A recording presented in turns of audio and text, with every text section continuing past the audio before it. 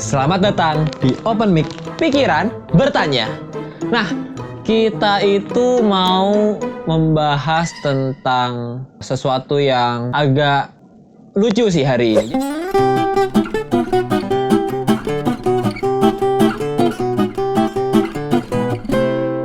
Jadi apa tuh Om? Kita mau bahas tentang apa sih hari ini? Tentang sesuatu yang ada dalam ilmu primbon sosial. Ilmu promosi sosial IPS. Berarti antara kita ngebahas sejarah, ngebahas geografi atau sosiologi. Apa? Atau ekonomi? Aduh, ekonomi. Sejarah dan bahasanya. Sejarah. Aduh, kenapa nih? Kenapa? Ada apa dengan sejarah kita? Aku sebenarnya nanya dulu ya Aryo. Iya. Kalau misalkan suatu pusat ibu kota, itu seharusnya bahasanya tunggal atau bahasanya bermacam-macam? Ibu kota. Kalau misalnya aku lihat dari ini ya, dulu aku pernah belajar apa ya, aku lupa deh.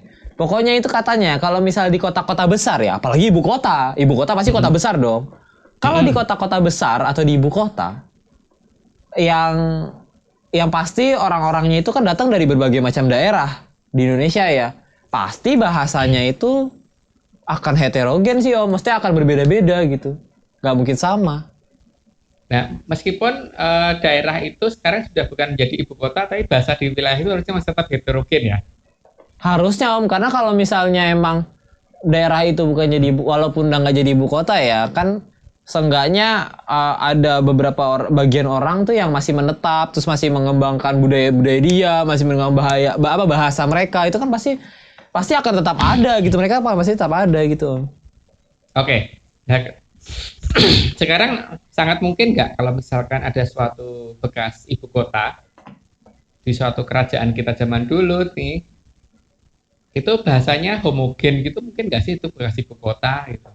Wah, harusnya mah nggak mungkin Om, namanya ibu kota, makanya namanya bekas ibu kota, kalau misalnya itu beneran bekas ibu kota, harusnya bahasanya tetap heterogen, minimal bahasanya nggak homogen gitu, minimal bahasanya adalah bahasa yang beda jauh gitu, yang perbandingannya sangat jauh, minimal ya.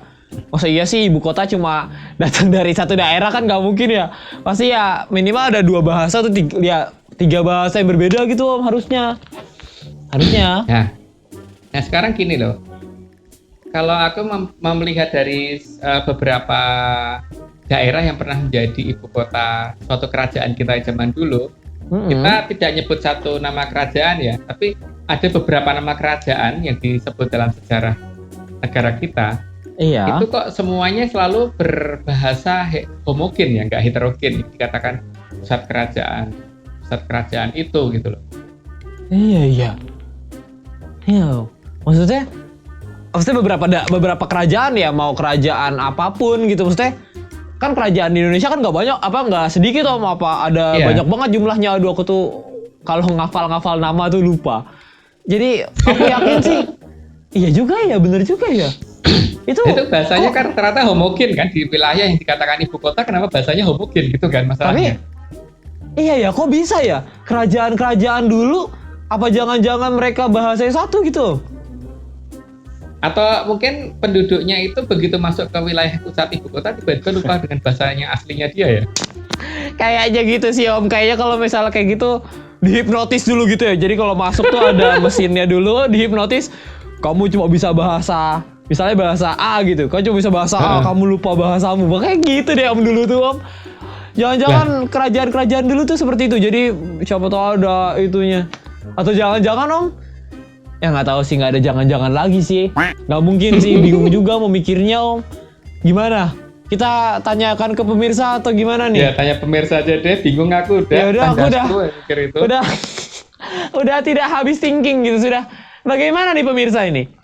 Kalau memang ada satu bekas ibu kota di daerah manapun ya, dari bekas kerajaan apapun, yang katanya kerajaan besar, pastinya daerah ibu kotanya atau daerah pusat pemerintahannya pasti memiliki bahasa yang heterogen, bener nggak Om?